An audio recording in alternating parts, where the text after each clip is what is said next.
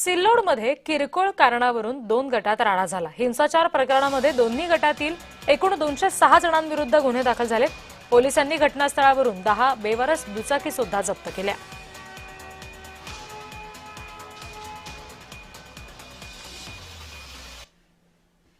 एका वळूने महिलेवर जीवघेणा हल्ला घडलेला आहे आणि ही सगळी घटना सीसीटीव्हीमध्ये चित्रित झालेली आहे।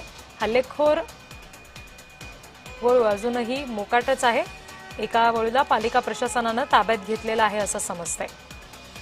64 वर्षीय वंदना देवीकर या हल्ल्यामध्ये जखमी झालेल्या आहेत। ही त्याची दृश्य आपण बघतोय। सीसीटीव्हीमध्ये हा सगळा प्रकार चित्रित झाला।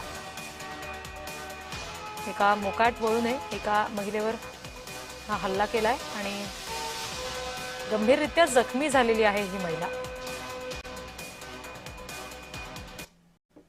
आवाज आया तो फिर मैं बाहर भागी। फिर मैं चिल्लाई क्योंकि मैंने देखा कि सांड वहां पे खड़ा है और आई नीचे बेहोश है।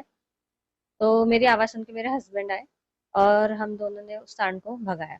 फिर उसके बाद हम उन्हें तुरंत ही हॉस्पिटल लेके गए।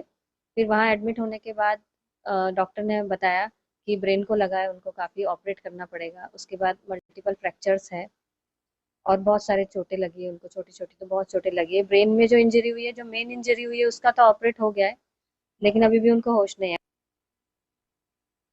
ऑपरेट झालं, एवढा मोठा खर्च झाला आणि ती व्हेंटिलेटरवर झाल्यावर सुद्धा तिला ट्रॅकेस्टॉमी सारखं ऑपरेशन परत करावं लागलं। ऑपरेशन झालं त्याच्यामध्ये पण तिची एवढी स्थिती गंभीर आहे की ती आता पण अनकॉन्शियस आहे। कॉन्शियस लेवलवर कुठलाच मुवमेंट नाही आहे तिचं आणि तिला एकदम एक्सटर्नल इंटरनल खूप सारी इंजुरी झाली। मल्टिपल फ्रॅक्चर खूप सारे आहेत, हाताला फ्रॅक्चर आहे तिच्या।